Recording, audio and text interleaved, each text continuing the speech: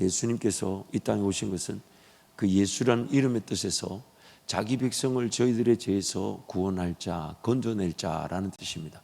즉 예수님께서 오늘 우리를 죄에서 건져내시기 위해 이 땅에 오신 것입니다. 근데 그 죄에서 건져낸다고 했을 때 두 가지의 그 은혜가 포함되어 있습니다. 죄의 용서함과 죄의 책임입니다. 죄는 예수님께서 이 땅에 오셔서 십자가에 달려 죽으심으로 즉각적으로 용서를 받지만, 그러나 죄가 여전히 그 자기 백성, 즉 하나님의 백성인 저와 여러분을 괴롭히고 있기 때문에 그 죄의 문제를 해결해 주기를 원하시는 것이죠. 그래서 예수님께서 이 땅에 오셔서 십자가에 달려 죽으실 때 육신이 연약하여 할 수 없는 것을 우리를 위하여 대신 해주신 것이고, 또한 예수님께서 대신 해주신 것은 마치 올바른 길을 걸어갈 만한, 자격이 되지 않은 자가 올바른 길을 걸어갈 수 있는 시작점, 마치 주인이 뭔가 그릇을 쓰려고 하는데 그릇 안에 더러운 것이 담겨져서 그 더러운 것들을 제거해내는 깨끗함과 같은 것입니다. 예수님이 내가 해야 될 일인데 내가 할 수 없어 대신해 주신 것은 마치 주인의 쓰심에 합당한 그릇이 되게 하도록 하기 위해 더러운 것들을 제거해 주시는 것과 같습니다. 그것이 죄의 문제를 해결하는 시작점인 거죠. 그래서 대신해 주신 것이 무엇이냐면 한 6가지로 얘기할 수 있는데, 첫 번째가 예수님이 나를 창세전부터 선택하셨다는 것이죠. 예정이라 그래요. 또한 소명, 즉 빛에서 어두움에서 빛으로, 죄에서 하나님의 자녀로, 그리고 사망에서 생명으로 우리를 불러내셨다는 겁니다. 마치 캄캄한 세상에 어디가 길인지 모르고 더듬거리며 살아가는데, 그래서 사람들이 마치 코끼리 뒷다리 붙잡고, 코끼리 뒷다리를 붙잡고 기둥이다, 뭐 이거는 뭐다 그렇게 다들 인생길 헤매고 있는데 저 어딘가에 빛이 하나 보이는 겁니다. 그래서 이게 나는 어둠에 있었고 저게 빛이구나를 알고 그 빛으로 부름을 받은 것이죠. 그래서 죄에서 의로, 사망에서 생명으로, 어둠에서 빛으로 불러내신 것입니다. 그래서 하나님이 예정하신 그 사람들을 하나님 그렇게 소명 불러내시고, 그리고 불러내신 그 자들을 양자 삼으셨어요. 양자 삼으셨다는 것은 랜섬, 즉 예수님이 피의 대가로 우리를 사셨다는 겁니다. 우리는 자녀들 자격이 없는데 예수님이 자기 피와 죽음으로 우리를 대신 사셨다는 거예요. 그 양자된 우리를 칭의, 의롭다고 불러주시고, 어렵다고 부른 우리를 거듭나게 하신 겁니다. 이건 우리가 할 수가 없어요. 거듭났다는 것은 다시 태어났다는 것이죠. 아기 입장에서 할 수 있는 게 하나도 없었습니다. 오로지 그 어머니가, 그 아기를 뵌 어머니가 아기를 태어나게 만든 것이지 아기 입장에서 한 일이 없어요.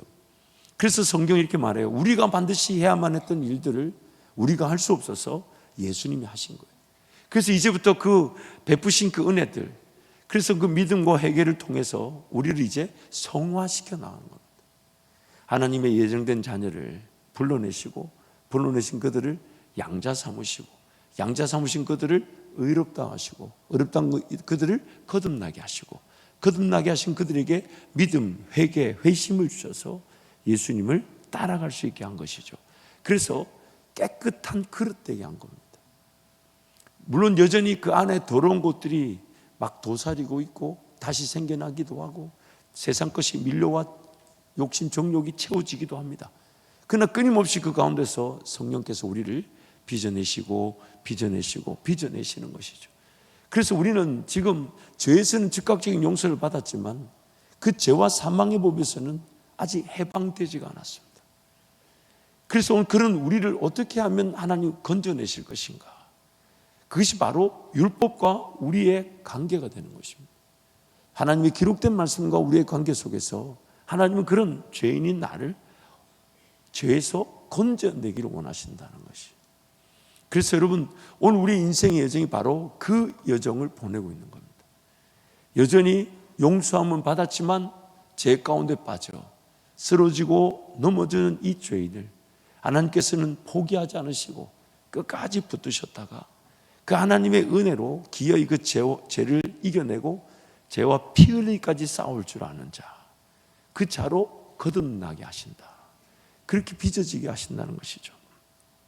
그래서 제가 오늘 차근차근히 지난 몇 주 동안 했던 내용들을 한번 최선을 다해, 저 벌써부터 우리 중학생들이 떠들고 난리가 났어요. 그러나 저 중학생들이 떠드는 중에도 저 자리에 지금 제가 말하는데도 떠드는 것도 굉장한 은혜죠. 예. 그러나 집에서 떠들어도 될 텐데 교회 와서 떠들어주는 게 감사하죠.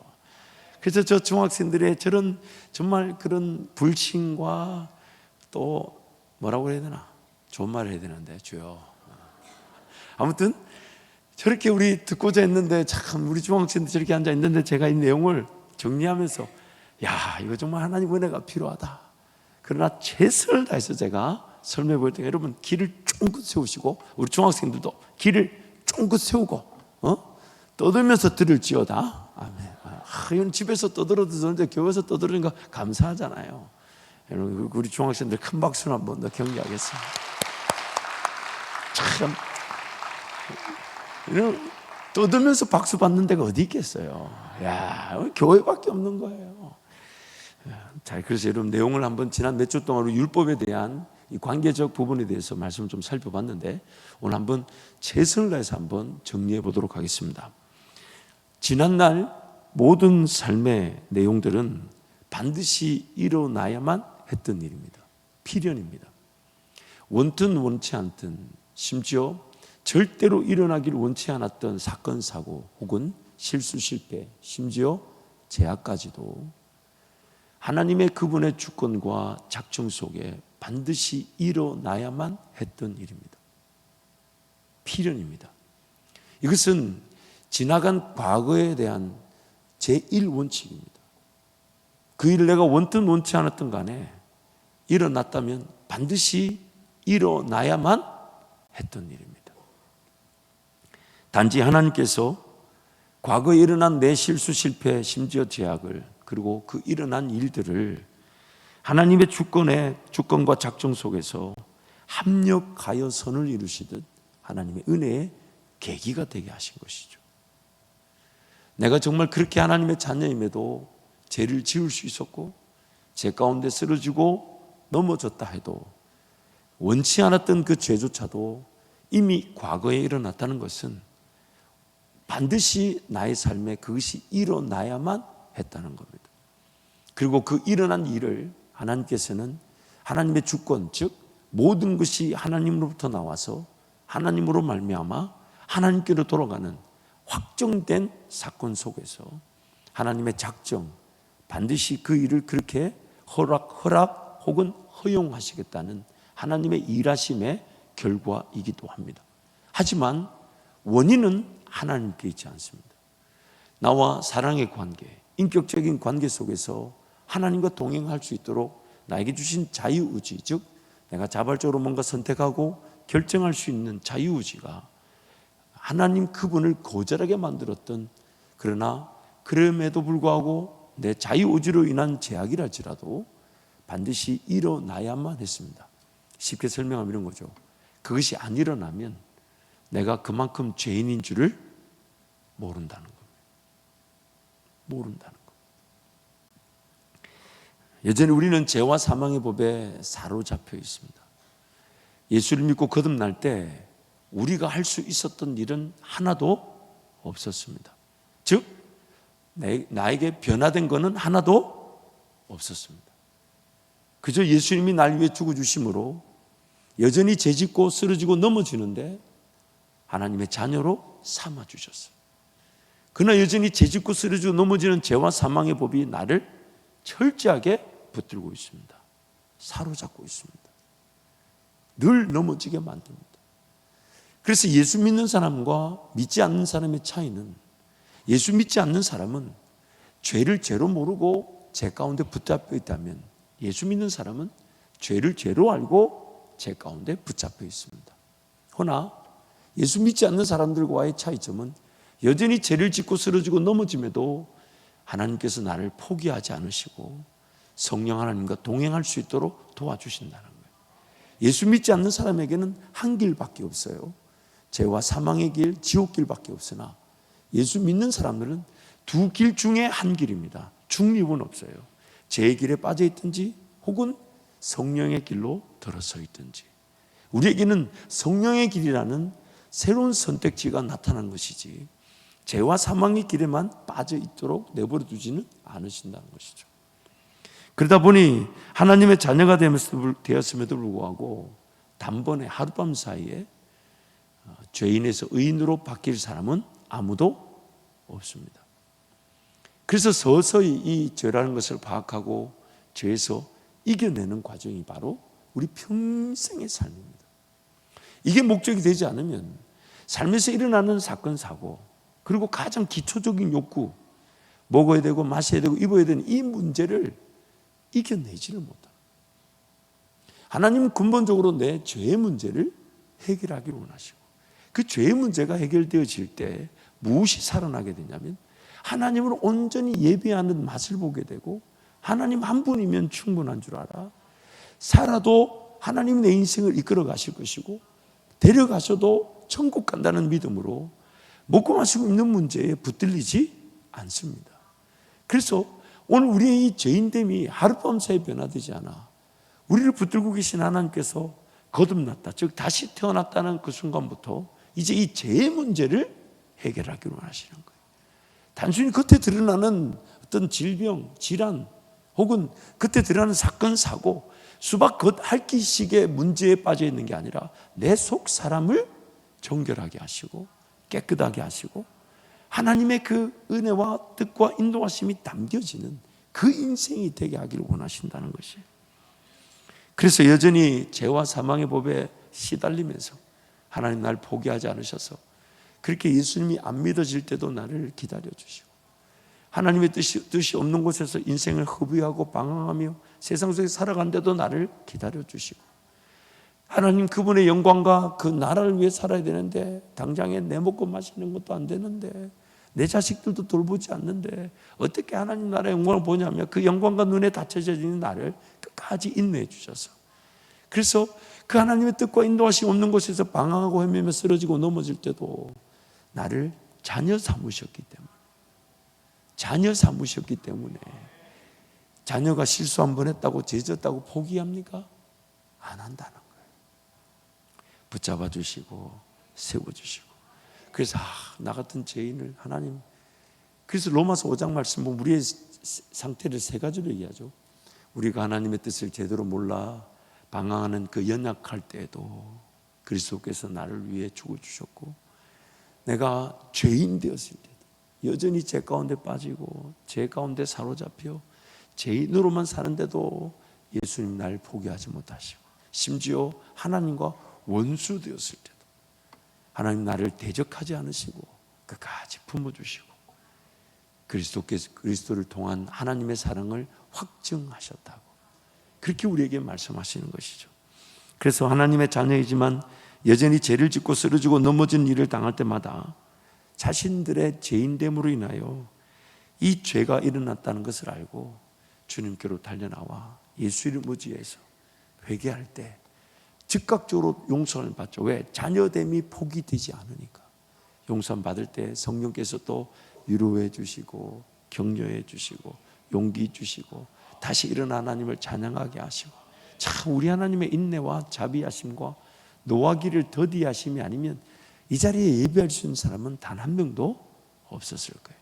그런데 그 죄악 가운데서도 또 품어주시고 용서해 주시고 다시 힘을 주시고 다시 하나님을 예배하게 하셔서, 또 하나님, 나 하나님 예배하고 살게요, 나 하나님 섬기며 살게요, 좀 하나님과 동행하며 살게 했다가 또 얼마 안 되다가 또 식어지고 또 곁길로 가다가 또 죄짓고 쓰러지는데, 그래가지고 또 하나님이 그 불러서 오실 때, 근데 이게 지금 자꾸만 여러분 죄를 짓다가 보면 너무 안타까운 게 몇 가지가 있는데, 첫 번째, 인생이 허비되죠. 낭비되잖아요. 좋은 뜻, 좋은 인도하심, 좋은 길이 있는데 그건 놓친 채 하나님 그분 뜻과 인도하심과 예수와 동행하지 않아서 또 쓰러지고, 또 이런 거 있잖아요. 오늘 좀 방학하려다. 그리고 또 아마 오늘 이 밤에 우리 교회 오신 분 중에 그런 분 없을 거예요. 뭐 이런 도 있죠. 금요철화는 도대체 누가 만들어가지고. 참고로 아무도 모릅니다. 그 시작점을. 그런 중에도 하나님이 그런 말 한마디 하는 걸 탓하지 않으시고 기다려 주시지만, 점점 이게 죄가 더 강해지면 강해질수록 우리가 죄에 대해서 무감각해지죠. 묻어지죠. 묻어진 말이 뭐냐면 죄 짓는 게 당연한 것처럼 여겨집니다. 죄 짓는 게 당연한 것처럼 여겨질 때 즉각적으로 예수님 의지하여 용서함을 구하러 와야 되는데 안 옵니다. 자기 스스로가 그 죄 가운데 빠져가지고 온갖 생각이 다 들어요. 무슨 생각이 드냐면 난 정말 하나님의 자녀가 맞을까? 여러분, 그런 생각 들 때마다 같이 생각해야 될 게 나는 지옥 가는가 봐. 이 생각을 같이 해야 돼요. 나 같은 게 정말 하나님 그분의 은혜를 누렸다고 하면서 이런 죄 가운데 빠질 수 있나? 마귀가 온갖 죄책감을 불러일으켜서 즉각적으로 예수님한테 달려나오지 못하게 만들죠. 그래서 성령 하나님으로 인해 살아가지 않고 죄를 지었는데 용서 안 받고 죄를 지었는데 용서 안 받고 죄를 지었는데 용서 안 받는 요 수준에만 머물러 있으면요, 기어이 주께로 달려나오지 않습니다. 기어이.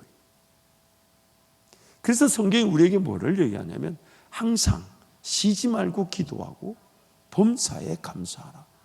누군가만을 위한 은혜가 아니라 죄가 나를 지배하고 있기 때문에 항상 하나님 은혜를 구하지 않으면 죄를 짓고 용서함을 받지만 점점점 죄가 나를 지배하는 힘이 더 강해져서, 왜요? 하나님의 은혜에 대해서는 방자하게 여기게 만들고 오늘 그 죄에 대해서는 무뎌지게 만듭니다. 죄라는 것이.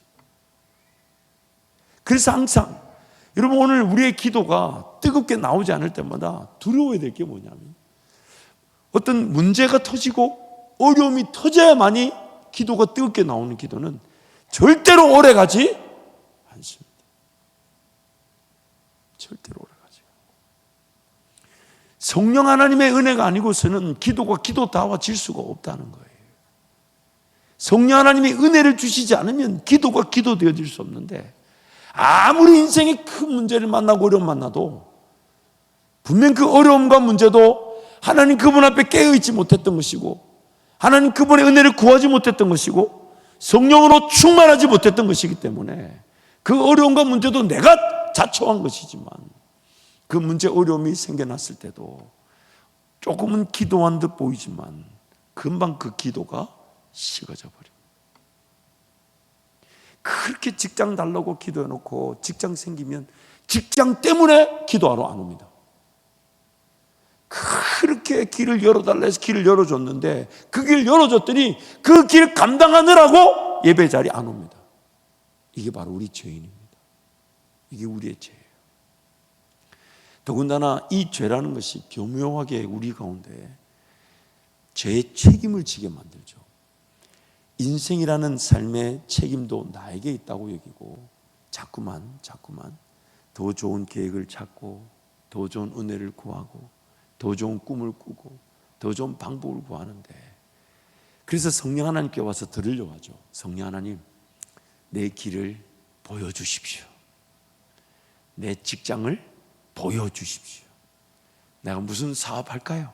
내 이번에 사업이 잘 되면 무조건 선교합니다. 저도 목사로서 여러분의 그 고백 믿어 의심치 않습니다. 믿어 의심치 않습니다. 근데 여러분, 성령 하나님의 그 갈 길을 보여주시는 것은 깨끗한 그릇에 하나님의 뜻이 담겨지는 것인데 그릇이 더러우면 담겨질 수가 없어요. 그럼 이 더러운 그릇이 더럽다는 것을 알고 깨끗해질 수 있는 방법은 한 가지밖에 없다. 기록된 말씀. 말씀과 기도로 거룩하여 짐이라. 그래서 이 기록된 말씀을 배제한 채, 이 말씀 읽지 않은 채 아무리 기도해 보십시오. 성령의 그 깨끗한 주인이 담고 싶어하는 그 놀라운 뜻과 인도하심이 절대로 담겨지지 않습니다. 그러다 보니 내가 하나님의 뜻에 따라 보여주시면 무조건 이 길 가고 순종하고 헌신하고 내가 이 길 가겠다고 보여주기만 하십시오. 들려주기만 하시면 내가 무조건. 그래서 안 들렸던 겁니다. 그래서 안 보였던 겁니다. 아무리 기도해도 직장의 길이 보이지 않고 사업의 길이 보이지 않았던 겁니다. 근데 너무 안타까운 것은 마귀가 개입하죠. 지금 하나님의 뜻을 들을 수 없고 볼 수 없는 상태. 근데 이전의 삶이 기록된 말씀을 전혀 읽지 않고 듣지 않고 깨닫지 않고 살았잖아요. 그래서 이거는 던져놓은 채 자기가 듣고 싶고 자기가 보고 싶은 것을 보겠다 하니까 그 기도의 자리에서 인내하지 못할, 인내가 안 돼요. 일단 인내가 안 돼요. 인내가 안 되고 마귀가 끼워 넣습니다. 이거 어떠냐? 이런 직장 어떠냐? 이런 일터 어떠냐? 이렇게 한번 시도해보면 어떠냐? 하나님은 은혜를 우리에게 막 이렇게 부어주시기를 원하는데 그 사람이 기다리질 않고 중간에 덥석 하나님의 은혜처럼 보이는 것을 붙잡아 버립니다. 이게 가장 마귀가 쓰는 방법이죠. 하나님의 은혜를 마귀가 막을 수 없어요. 그런데 하나님의 은혜를 기다리는 사람들에게 하나님의 은혜처럼 보이는 것을 둔갑시켜서 당장에 좋아 보이는 일, 당장에 할 만한 일, 기도를 조금, 기도 시간을 포기하고 전도 시간 좀 포기하고 말씀 시간 포기하고 예배 시간 좀 포기하더라도 이렇게 일할 수 있다면 좋은 시도, 지금은 내가 좀 예배가 안 돼도 일단 돈 벌고 나면, 내가 사업이 좀 잘 되고 나면, 하나님의 말씀 속에서 하나님과 동행하지 않다 보니까 자기 삶의 주인이 자기가 되어버려요. 자기가 모든 걸 책임지고 들으려 하고, 자기가 모든 걸 책임지고 결정하려고 하고, 자기가 모든 책임지고 걸어가려고 하죠. 또한 죄를 지었을 때도 책임을 자기가 지려고 해요. 그래서 그 죄에 책임의 가장 대표적인 게 뭐냐면 자기가 원인을 파악하죠. 아, 내가 이렇게 죄를 지은 게 그때 그걸 안 해서 그런가 봐. 그걸 이렇게 안 해서 그런가 봐. 이렇게 해야 되는데 안 해서 그런가 봐. 이렇게 행했어야 되는데 안 해서 그런가 봐. 죄의 책임까지도, 문제까지도 자기가 파악하고 지려고 하다 보니 죄 가운데 완전히 사로잡혀 있습니다. 그래서 죄에 짓눌려 있습니다. 이 죄에 짓눌려 있다 보니까 신앙생활을 한다고 하면서도 신앙이 행복하지가 않습니다. 주님이 나를 분명히 만나 주신다는 걸 알면서 주님을 만나본 경험이 없습니다. 예배하는 그 자체에 목숨을 걸면 하나님이 천국에서도 영원히 예배할 것을 이 땅에 맛보게 하시면서 하나님과 동행케 하실 텐데, 마치 야곱의 길처럼 예배하러 올라가기 위해 모든 걸 정리했을 때 하나님이 야곱을 추격하는 자가 없도록 더럽게 만드심으로 나의 대적에게 대적이 되어주시고 나의 원수에게 원수가 되어주시는 것인데 그 예배에 목숨을 걸지 않습니다. 결국 신앙생활이 내가 할 수 있는 만큼, 하고 싶은 만큼, 뭔가 순종의 기회, 뭔가 따르고자 하고, 뭔가 듣고자 하고, 뭔가 배우고자 하고, 거기에 갈급함을 느끼고 배고픔을 느끼고 하나님 그분 앞에 인내하며 기다릴 때 성령 하나님의 제1 목적, 성령 그가 너에게 임하시면 그가 모든 것을 가르쳐 주시고 예수께서 우리에게 하신 모든 것을 생각나게 하실 것이라. 요한 1서 2장 말씀에 아무도 너희를 가르칠 필요가 없고 오직 기름 부으심이, 즉 성령께서 너희를 친히 가르쳐 주실 것이라. 오직 성령이 너희에게 임하시면,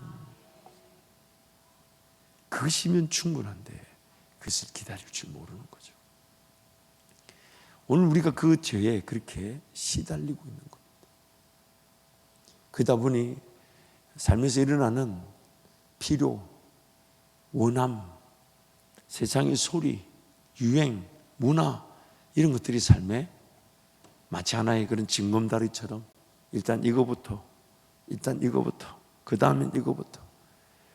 우리의 발걸음은 저 멀리 천국에 영원한 나라가 있고 예수님이 오늘 밤이라도 임할 거라는 그 재림을 기준으로 그 목표를 향하여 오늘 한 걸음을 걸어가야 되는데, 그 재림에 대한 소망은 없고 일단 오늘 한 걸음 잘 살면, 오늘 한 걸음 잘 살면, 오늘 한 걸음 잘 살면, 그리고 이게 좀 잘 되면 내가 하나님 나라를 위해 선교도 하고 복음도 전하고 헌신도 해야지. 그러다 보니 재림의 소망으로, 즉 오늘 밤이라도 예수님 날 만나 주실 수 있다, 이것으로 오늘이 마지막인 것처럼 사는 게 신앙인데, 근데 그 마지막인 것처럼 사는 오늘이 매일매일이 되어서, 근데 나는 성령 하나님 그것을, 나는 오늘만 살려고 했던 건데 그 매일매일이 3년의 계획, 5년의 계획, 10년의 계획, 30년의 계획, 50년의 계획, 내 평생에 하나님의 원대한 계획 속에 그 한 걸음 한 걸음, 한 벽돌 한 벽돌 큰 집이 되게 하시는 것인데, 그리 안 되어도 오늘 나의 예배, 예수 재림을 기다리며 주님을 한 분이면 충분하다는 그 예배를 잃어버렸어요. 그래서 저 재림의 소망, 영원한 천국, 내 집, 내 집, 내 집요, 내 집. 이 땅에는 내 집이 없다니까요. 잠시 잠깐 여러분 명함으로 되어 있는지 몰라도 여러분 천국 가면 그 이름을 싹 지워버린다니까. 누가 지웁니까? 자식들이.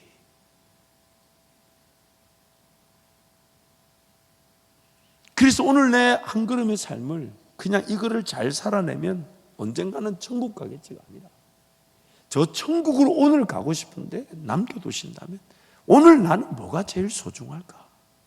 오늘 나는 뭘 해야 되나? 이것이 오늘 우리 삶의 자세와 목표입니다. 그게 신앙이라는 거예요. 신앙. 그게 신앙이에요.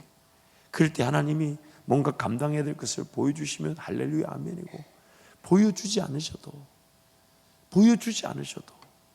내 인생의 최고 행복인 하나님을 예배하며 그분을 기뻐하고 그분을 자랑하고 그분을 즐거워하는 것.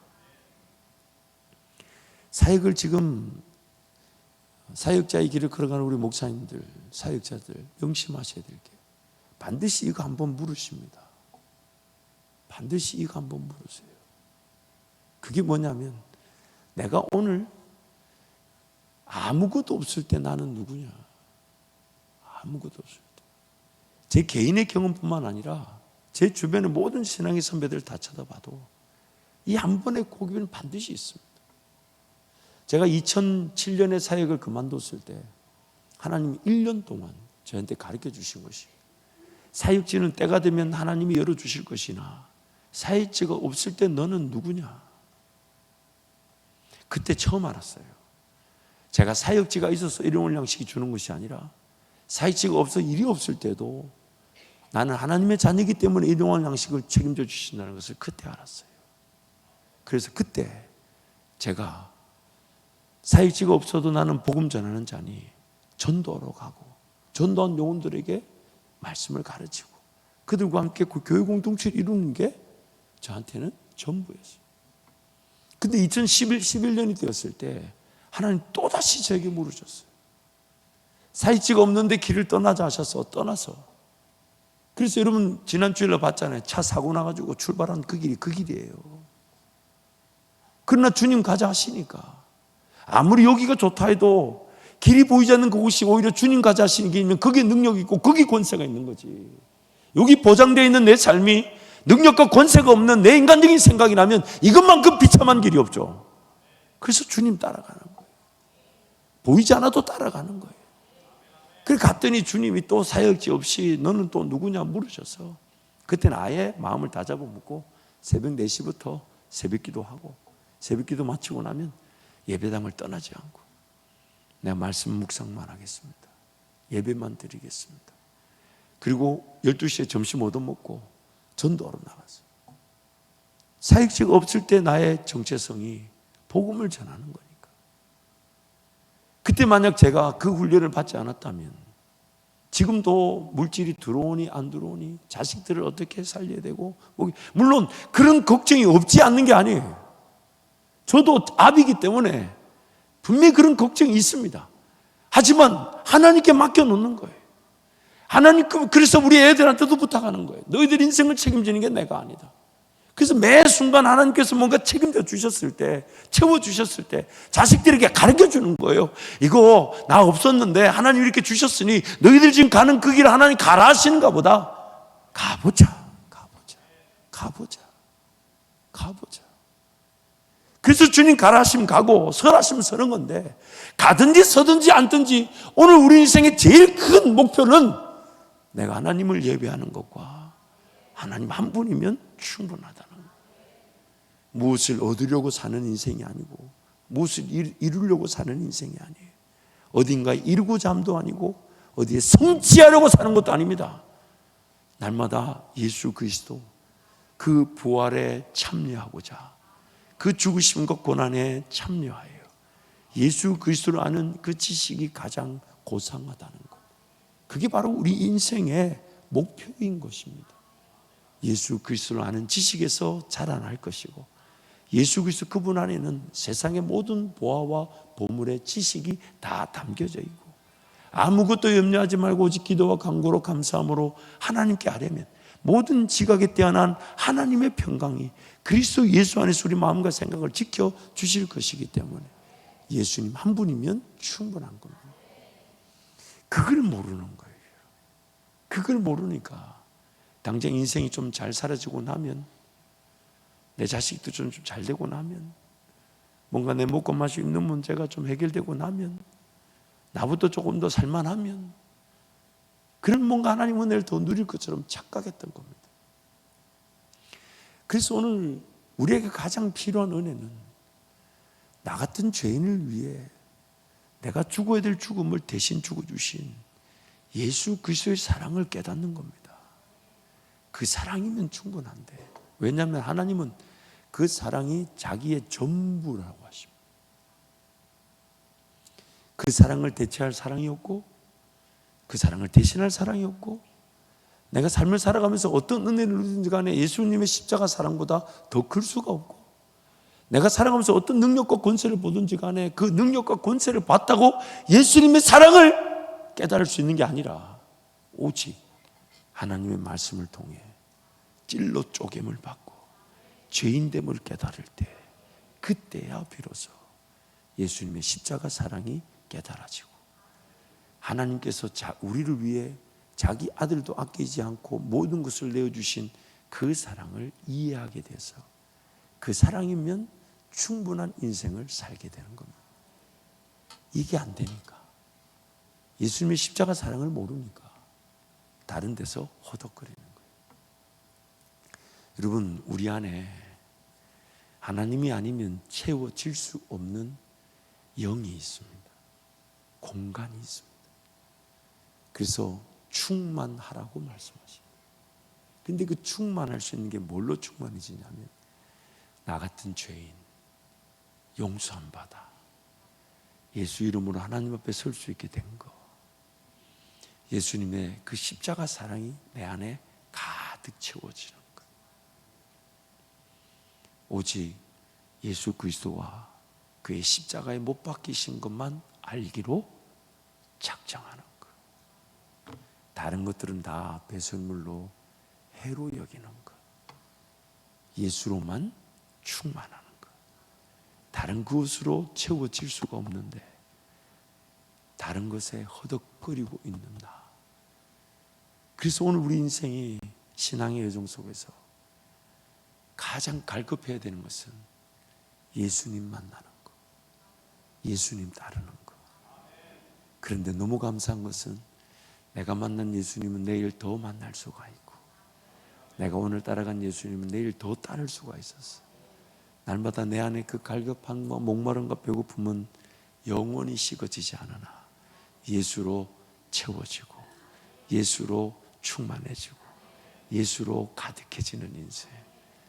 그래서 오늘 그 죄를 깨닫는 것이 십자가 사랑을 깨닫는 것이기에 이 율법책을 주셨다는 거예요. 이게 몇백 년, 한 보자, 2200년이니까 한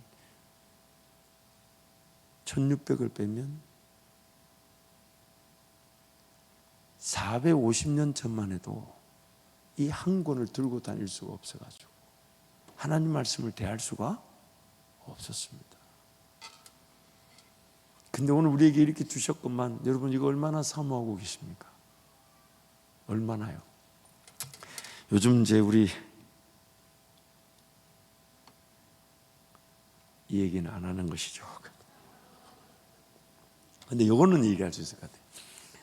예전에 제가 청년부 사역을 할 때 그때 이제 말씀 묵상 팀을 만들어서 이제 묵상을 시켰더니 그래서 매일 묵상하고 이제 서로 나누자 이렇게 나눴더니 이게 이제 처음에 막 하다가 좀 있다가 이게 막 숙제가 밀리기 시작하죠.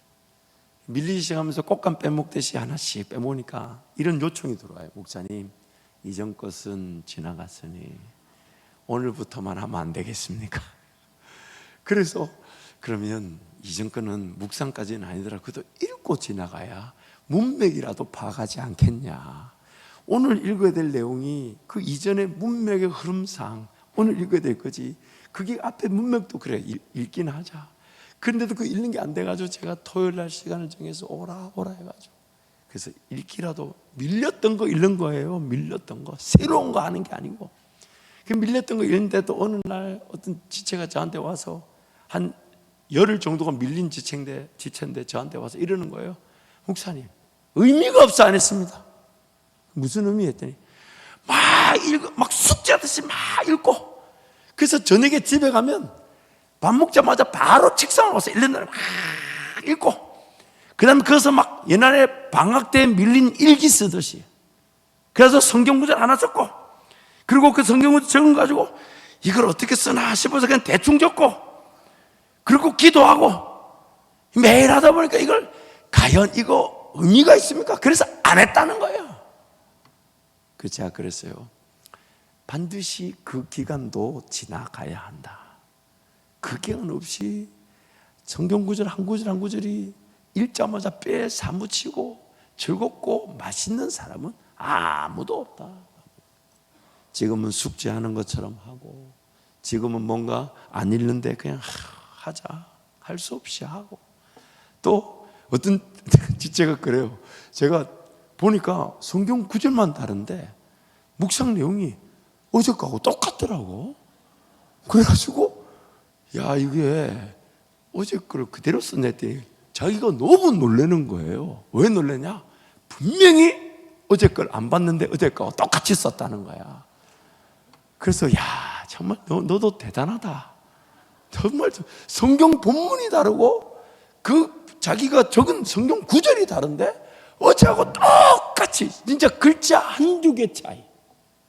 어떻게 똑같이 자기 근데 그걸 몰랐다는 거예요. 제가 알았어요. 제가 저는 다 우리 목사님들 전상이라 다 읽거든. 위험한 사람들 많아요. 정말 거의 이단 근처에 노는 사람도 많아.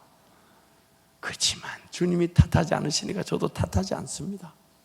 그런데 여러분 그런 기간이 있죠.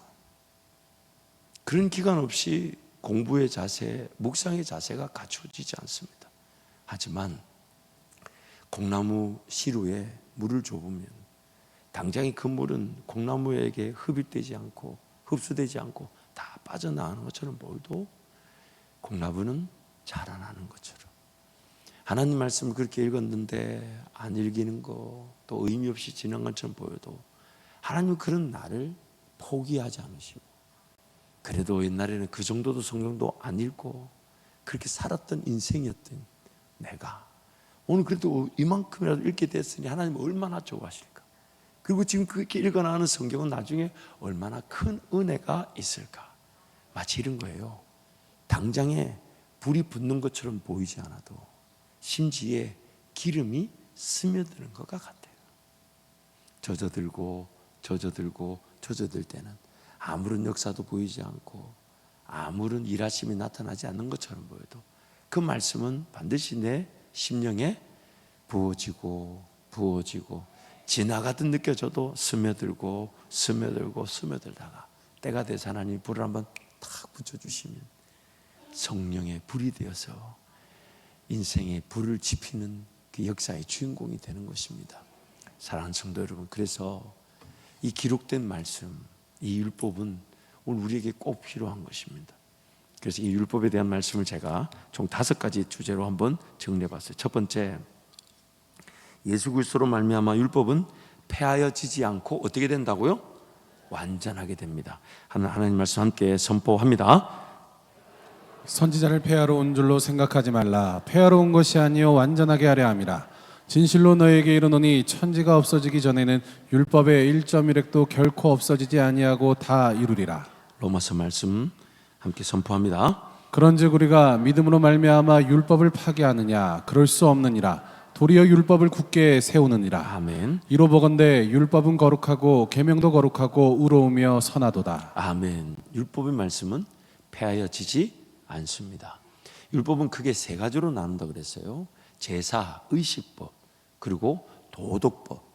사회법이라고 그러고, 죄송합니다. 사회법, 그리고 도덕법이라는 게 있어요. 이 의식제사법은 우리가 구약 백성들처럼 동물을 잡을 필요가 없어요. 왜냐하면 예수님이 그 동물을 잡는 제사, 의식법을 다 완성하셨기 때문에. 그래서 율법은 폐하해진 것이 아니라 구약의 율법의 그 동물을 잡는 제사가 예수님 제사로 완성된 거고 완전된 거죠. 또한 2번째 카테고리는 당시 구약 시대를 살아가는 이스라엘 백성들에게 그들의 공동체, 그 사회가 안전해지는 하나님의 백성답게 살아가질 수 있도록 그 당시에 필요한 사회법이라는 게 있었습니다. 시민법이죠. 그래서 그 당시에 예를 들면 오른밤을 때리면 왼밤도 대줘라, 그런 어떤 예수님의 적용점에서 그 율법이 분명히 그 시대에 필요했던 사회법, 시민법이 존재했죠. 그래서 그 사회법과 시민법은 그때 당시에만 적용되는 게 있고 완성된 지금 은혜 시대, 성령 시대에 적용되는 법이 있을 수가 있어요. 부분적이죠. 의식법과 제사법은 예수님의 희생 제사법으로 완전히 탈바꿈되어져서 옛날 구약의 희생 제사는 더 이상 필요 없게 됐어요.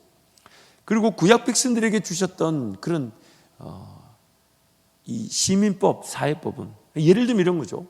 동성애 이런 걸 금하는 것은 그때나 지금이나 유효하지만 어떤 땅에 대한 법들이나 정치법들은 그때와 지금 좀 다를 수가 있죠. 그러나 3번째 도덕법이라 그러고 공동체법이라고, 그리고 이것을 율법의 의의와 정신이라 그러는데, 율법의 의의와 정신은 그때나 지금이나 변함이 없습니다. 그래서 그 율법은 지금 폐하여진 것이 아니라 완성되어진 것이죠. 2번째, 율법은 우리의 죄로 인해 더하여 주신 은혜입니다. 만약 죄가 이 땅에 들어오지 않았다면 율법도 필요가 없었을 것입니다. 그런데 더하여 줬단 말은 율법이 아니면 죄를 죄로 깨달을 수가 없다는 거죠. 그럼 율법이 먼저 선행되어져야 되나? 율법이 내 힘으로 지켜질 수 없기에 예수님이 율법을 지켜내셨어요. 그럼 예수님이 지켜내신 율법은 나와 관계가 없냐? 그렇지 않다는 거예요. 그 율법을 통해 예수님이 지켜내신 그 은혜를 내가 이제 맛보는 겁니다. 경험하는 거예요. 내가 뭔가 행하여서 이루는 법이 아니라 예수님이 행하셨기에 나는 행하지 않아도 되나? 예수님이 행하신 그 길을 따라가다 보면, 예전에 입만 열면 거짓말했던 자가 거짓말을 안 하게 되고, 예전에 내버려 두면 그렇게 온갖 죄를 짓고 쓰러지고 넘어졌던 자가 예수님을 따라가다 보니까 그것을 멀리하게 되더라고요. 그 말씀 함께 선포합니다. 그런즉 율법은 무엇이냐? 범법함으로 더하여진 것이라. 천사들을 통하여 한 중보자의 손으로 베푸신 것인데 약속하신 자손이 오시기까지 있을 것이라. 그러므로 율법의 행위로 그 앞에 의롭다 하심을 얻을 육체가 없나니 율법으로는 죄를 깨달음이라. 율법이 더해졌다는 것은 율법이 아니고서는 죄를 깨달을 수가 없다는 거예요. 죄를 깨닫지 못하니까 예수님의 십자가 사랑이 안 느껴지는 거예요. 그래서 뭔가 다른 게 있어야 된다고 여겨요. 다른 능력, 다른 필요, 다른 원함이 해결되어지면 내가 하나님의 은혜를 누려서 하나님을 좀 더 만나겠지라고 하는 게 인생 최대의 악수였습니다. 인생을 가장 많이 허비하게 만드는 거예요. 인생을 가장 낭비하게 만드는 거예요. 그래서 로마서 7장 7절 말씀 함께 선포합니다. 그런즉 우리가 무슨 말을 하리요? 율법이 죄냐? 그럴 수 없느니라. 율법으로 말미암지 않고는 내가 죄를 알지 못하였으니 곧 율법이 탐내지 말라 하지 아니하였더라면 내가 탐심을 알지 못하였느니라. 죄를 죄답게 깨닫는 것이 은혜인데 죄를 지은 죄인이 깨닫지 못해 율법을 주셨다는 거예요. 세 번째, 예수님께서 율법 아래 나신 것은 율법 아래 있는 자기 백성들을 구원하시기 위함입니다. 말씀 함께 선포합니다. 율법이 육신으로 말미암아 연약하여 할 수 없는 그것을 하나님은 하시나니 곧 죄로 말미암아 자기 아들을 죄 있는 육신의 모양으로 보내어 육신의 죄를 정하사 육신을 따르지 않고 그 영을 따라 행하는 우리에게 율법의 요구가 이루어지게 하려 하심이라. 갈라디아서 말씀 함께 선포합니다. 그러면 율법이 하나님의 약속들과 반대되는 것이냐? 결코 그럴 수 없느니라. 만일 능히 살게 하는 율법을 주셨더라면 의가 반드시 율법으로 말미암았으리라. 그러나 성경이 모든 것을 죄 아래 가두었으니 이는 예수 그리스도를 믿음으로 말미암는 약속을 믿는 자들에게 주려 함이라. 믿음이 오기 전에 우리는 율법 아래에 매인 바 되고 계시될 믿음의 때까지 갇혔느니라. 이것이 율법이 우리를 그리스도께로 인도하는 초등교사가 되어 우리로 하여금 믿음으로 말미암아 의롭다함을 얻게 하려 함이라. 갈라디아 4장 말씀도 함께 선포합니다. 때가 참에 하나님이 그 아들을 보내사 여자에게서 나게 하시고 율법 아래에 나게 하신 것은 율법 아래에 있는 자들을 속량하시고 우리로 아들의 명분을 얻게 하려 하심이라. 아멘. 율법이 없어도 우리는 죄 아래 갇혀 있었습니다. 근데 율법을 주심으로 죄라는 것과 죄 아래 갇혀 있다는 것을 알게 하신 것이죠. 그렇다면 율법의 말씀을 무시한 채 내가 죄 아래 갇혀 있다는 것을 깨달을 수가 없다는 거죠. 그러므로 예수님께서 율법 아래 육신의 모양을 입고 오신 것은 그 율법 아래에서의 죄의 한계 안에 있는 우리를 끄집어내시고 이끌어내시기 위해 우리와 동일한 육신의 모양을 입고 오셨다는 겁니다. 그래서 그분이 목자가 되십니다. 그래서 주님만 따라가면 된다는 거예요.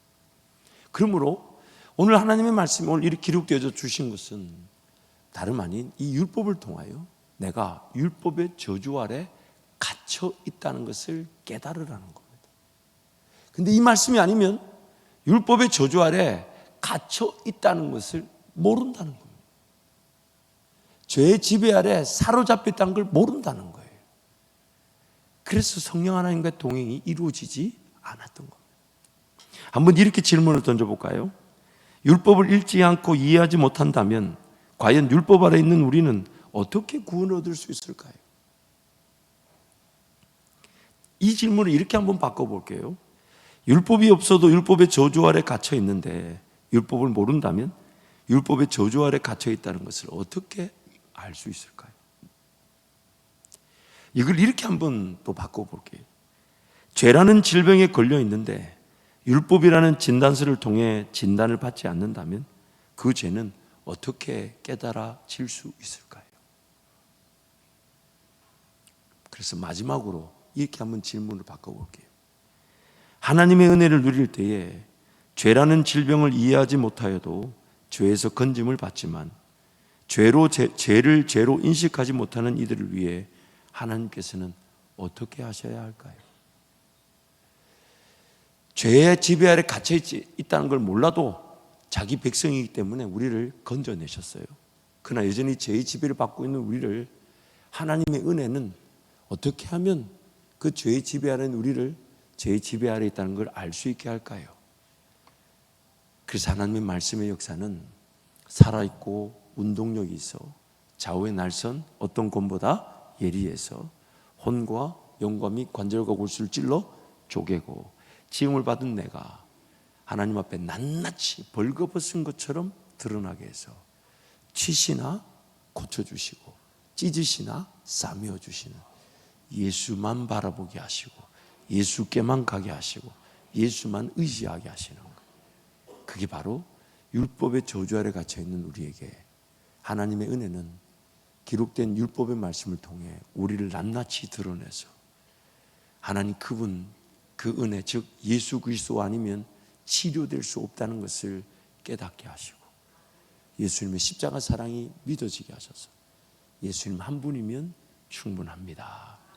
그 은혜 자리에 이르게 만드는 것입니다. 하나님의 은혜는 모든 것을 덮고 용서하고 새로운 길로 인도합니다. 모든 것을 덮는다는 것은 죄를 꾸짖거나 정죄하거나 심판하지 않으신다는 것입니다. 허나 죄라는 질병을 깨닫도록 도우셔서 죄에서의 진정한 자유를 맛보게 하시는 것입니다. 그래서 하나님께서는 율법이라는 은혜의 도구를 통해 죄를 드러내십니다. 우리를 찢기를 원하시고 치기를 원하셔서 가만히 내버려두면 골마 터질 내 안에 있는 죄라는 질병을 하나님 말씀이 터뜨리시는 거죠. 드러내시는 거죠. 반드시 드러내는 게 우선이고 그 다음에 치료가 있습니다. 그래서 여호와께서 우리를 치시나 고쳐주시고 찢으시나 싸매어 주실 것이니까 오라 우리 여호와께로 돌아가자. 호세아서에서 그렇게 말씀했던 것입니다. 그런데 죄인들이 자신들의 죄가 드러나기를 원하지 않는다는 것입니다. 그래서 숨고 피하고 도망갑니다. 마치 하와와 아담과 하와처럼 죄를 짓고 그 죄를 자기네들이 수치와 부끄러움을 느껴 하나님 은혜의 자리로 갈 줄 몰라. 아담아 아담아 내가 어디 있느냐라고 물으시고만 피하여 숨어버린다는 거예요. 하나님 말씀의 자리로 안 가려다는 거예요. 말씀이 나를 자꾸만 찔러 쪼개려 하니까 힘들고 어렵고 제가 종종 예전에 다른 교회에 있을 때 그런 얘기를 들었어요. 목사님 주일 한번 예배하기도 힘든데요. 오면 뭘 자꾸 목사님은 더 큰 칼을 가지고 세상에서 그 칼날 속에서 이리저리 피하며 살아왔는데 주일날 교회 오면 더 큰 칼을 들고 서 있는 것처럼 느껴졌대요. 제 설교가 그랬대요. 그러나 지금은 그렇지 않습니다. 지금은 따뜻한 차 한 잔 들고 서 있는 이 웃음의 의미는 뭐예요? 정말 여러분 웃으면 참 충청도 분들이 말 안 하지 않고 의미를 전달하시는 건 대단한 능력이 있으신 것 같아요. 근데 우리가 말씀의 자리로 안 가려다는 거예요. 죄라는 것이 우리를 말씀의 자리로 못 가게 만들어요. 그리고 내 듣고 싶은 것만, 내 보고 싶은 것만, 내 하고 싶은 것만, 내 원하는 것만 만져달라, 위로해달라. 물론 여러분 분명히 위로가 필요합니다. 만지심이 있어야 됩니다. 그런데 찰스 핀이라는 유명한 부흥사는 이렇게 얘기했어요. 어느 부흥회를 가서 며칠을 부흥회하는데 하나님께서 그 찰스 핀이 부흥사를 붙으셔서 며칠 동안 죄에 대해서만, 그 극렬한 심판에 대해서만, 지옥 형벌에 대해서만 며칠 동안 계속 얘기하니까 나중에 성도들이 그렇게 너무너무 힘들고 너무너무 어렵다고 매일매일 막 죄인됨을 극렬한 심판에 지옥 형벌에 회개하지 않으면 안 된다. 그것만 들으니까 너무 죽겠다고. 그러니까 찰스 피니가 그렇게 얘기했죠. 그것이 은혜라고. 사도 베드로의 설교 한 번에 3,000명이 넘게 죽기로 들어왔어요. 근데 그때 그들의 반응이 뭐였습니까? 형제요, 우리는 어찌할꼬. 그 죄에서 건짐을 받으려면 우리는 어찌할꼬. 그 진정한 회개가 그들로 하여금 진정한 성령 충만의 은혜를 누리게 했던 것입니다. 그래서 오늘 우리는 자꾸 숨고 피하려는 이 죄인됨을 잊지 말고 하나님께로 달려가야 돼요. 말씀의 자리로 달려가야 돼요. 그래서 말씀 캠프 하자 그러면 목사님 이게 20분이 짧아요. 1시간이 짧아요. 2시간이 짧아요. 곧 듣게 될 줄 믿습니다. 저는 아멘. 저라도 아멘. 그래서 여러분, 오늘 우리가 안에 그런 더 갈급함이 있어야 돼요. 더 가르쳐 달라, 더 배우고 싶다. 그러나 그것이 뭔가 지식적인 측면이 아닌 삶의 자리에서 순종의 기회가 되고 열매를 보고자 하며 성령 하나님을 쫓아가려고 하고 예수님 더 만나고 싶고 예수 십자가 더 느끼고 싶은 그 말씀을 배우고 싶다고, 더 듣고 싶다고.